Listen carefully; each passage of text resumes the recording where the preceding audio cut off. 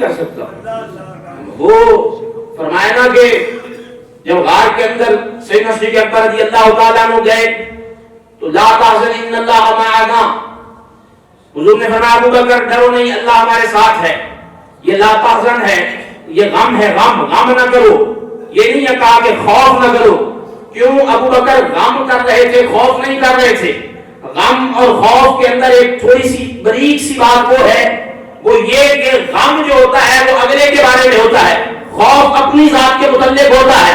ابو بکر کو غار کے اندر دشمنوں کا جو غم ہو رہا تھا، جو دشمنوں کے آنے کا ڈر لگ رہا تھا، وہ اپنی ذات کے متعلق نہیں تھا کہ مجھے کوئی نقصان نہ پہنچ جائے. نہ ابو بکر کو اس بات کا غم تھا کہ اگر حضور کے کسی حصے کو کوئی تکلیف پہنچتی ہے، کائنات کے دولہ ہیں، نبیوں کے سردار ہیں، قیامت تک کے لیے حضور کی امت کہے گی ابو بکر یہ کیا کیا؟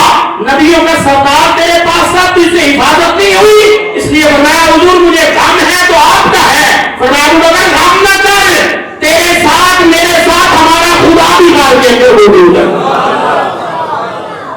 ان اللہ معنا، اللہ بھی ہمارے ساتھ موجود ہے.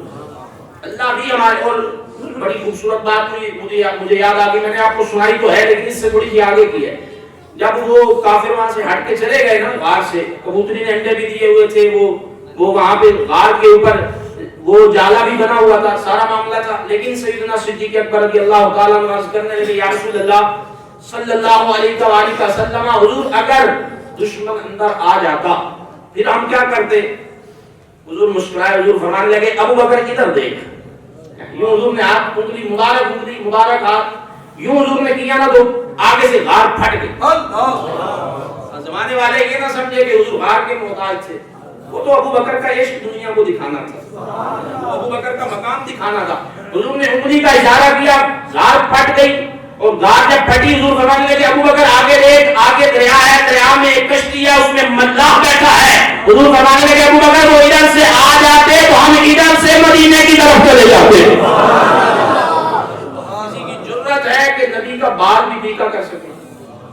اور پھر سیدنا صدیق اکبر رضی اللہ تعالیٰ عنہ وہ ہستی ہیں، حضرت عمر فاروق رضی اللہ تعالیٰ عنہ امیر المومنین، جن کے بارے میں حضور نے ارشاد فرمایا عمر جس راستے پہ جائے اس راستے پہ شیطان آ جائے تو شیطان ہٹ جاتا ہے، ڈر جاتا ہے. اور میرے بعد اگر کوئی نبی ہوتا تو عمر ہوتا. عمر کی زبان پہ حق بولتا ہے.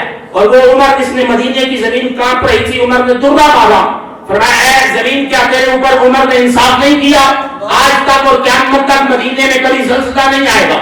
وہ عمر فاروق رضی اللہ تعالیٰ عنہ جو جلال سے سورج کی طرف دیکھے سورج کی روشنی ختم ہو جاتی ہے، وہ عمر کہتے ہیں وہ عمر کاش میں ابو بکر کے سینے کا ایک بال ہوتا، کاش میں ابو بکر کے سینے کا بال ہوتا. حضور فرماتے ہیں میرے بعد نبی ہوتا تو عمر ہوتا. اگر عمر کی اتنی شان ہے، عمر کہہ رہا ہے کہ میں ابو بکر کے سینے کا بال ہوتا. خود سوچو ان لوگوں کہ پھر ابو بکر کا مقام کتنا بلند ہوگا. عمر کہہ رہے ہیں کہ میں ان کا بال ہوتا، سینے کا بال. اور پھر حضرت عمر فرماتے ہیں میری ساری نیکیاں ابو بکر دے دے، غار والی ایک مجھے دے دے، غار والی ایک مجھے دے دے، ساری لے لے. وہ ہر بندے کا اپنا اپنا ایک محبت اور عقیدت ہے. بابا جی کہتے ہوتے تھے امیر المجاہدین خاتم سنت رضوی رحمۃ اللہ تعالی علیہ، اللہ کروڑوں رحمتیں ان کی قبر پہ نازل فرمائے. وہ غار والی ایک نیکی پتہ اتنی بلند کیوں ہے؟ وہ کہتے تھے اس وجہ سے کہ ابو بکر نے حضور کی ناموس پہ پہرا دیا تھا، حضور کی ناموس پہ پہرا دیا تھا، اس لیے وہ نیکی اتنی بلند ہو گئی. یہی بھٹا صاحب بھی کہہ رہے تھے، یہی میں کہوں گا، نمازیں، زکاتیں، حج، سجدے، ماتھے پہ داغ سب کچھ اپنی جگہ ہے. تم ایک دفعہ حضور کی ناموس کے لیے چھاتی چوڑی کر کے کفر کی آنکھوں میں آنکھیں ڈال کے کہو نا تاجدار ختم نبوت. یہ وہ نیکی ہے جو کفر پہ لذت عاری کر دیتی ہے، کفر کے ایوان ہلا دیتی ہے. حضرت ابو بکر صدیق رضی اللہ تعالیٰ نے یہ نیکی بھی کمائی ہوئی تھی. اور پھر آپ کو پتا ہے حضرت سیدنا صدیق اکبر رضی اللہ تعالیٰ عنہ کا بڑا ایک دھیما سا لہجہ تھا، جلدی جلال بھی نہیں آتے تھے، کبھی اتنا زیادہ غصہ نہیں فرماتے تھے. لیکن جب مسلمہ کذاب جنگ یمامہ کی باری آئی، حضرت عمر فرماتے ہیں رضی اللہ تعالیٰ عنہ حضور کے اس زمانہ سے ظاہری پردہ فرمانے کے بعد اگر ابو بکر نہ ہوتا تو ہمیں کوئی سنبھال نہیں سکتا تھا. امت کو ابو بکر نے سنبھالا ہے. اور پھر میں اور آپ کو الحمدللہ اس بات کی گواہی دیتے ہیں, ہمیں تو پتا ہے میرے اور آپ کے آقا و مولا صلی اللہ علیہ وسلم نے جو کیا ہے وہ امت کی بہتری کے لیے کیا ہے. حضور کو پتا تھا ابو بکر ہی مصلی کا خلافت کا حق ادا کر سکتا ہے, اس لیے حضور فرماتے ہیں مرو ابا بکر کہ ابو بکر کو کہو فلیصلی بالناس, لوگوں کو نماز پڑھائیں. 17 نمازیں میں نے آپ کو جمعے میں بھی کہا, حضور کی حیاتی میں ظاہری زندگی میں ابو بکر نے 17 نمازیں مصلی رسول پہ کھڑے ہو کے پڑھائی ہیں. وہی حق ادا کر سکتے تھے. حضرت عمر فرماتے ہیں کہ اگر ابو بکر نہ ہوتے تو ہمیں کوئی نہیں سنبھال سکتا تھا. دیوانہ وار حضور کے صحابہ تو ہو گئے, لیکن مرتدین جو مرتد ہو رہے تھے ان کا مسئلہ بھی آ گیا کہ لوگ دین سے پھرنے لگ گئے. یہ ایک مسئلہ ہے, بہت بڑا مسئلہ ہے. یہ بھی ہم سے ایک نہیں سنبھالا جاتا جو جہنم میں بیٹھا ہے. ٹھیک ہے, ایسے کئی نکل آئے تھے, کئی جو امت میں بگاڑ پیدا کر رہے تھے. ایک یہ مسئلہ. دوسرا منکرین زکات, انہوں نے کہا ہم زکات نہیں دیتے. 2 مسئلے. تیسرا ختم نبوت کا مسئلہ آ گیا. اس نے کہا میں نبی ہوں, وہ مسلمہ کذاب بیٹھا ہے, وہ کہتا ہے میں نبی ہوں. یہ جب مسئلے آئے نا تو ان مسئلوں پہ قابو کرنے کے لیے ابو بکر جیسا ہی لیڈر چاہیے تھا.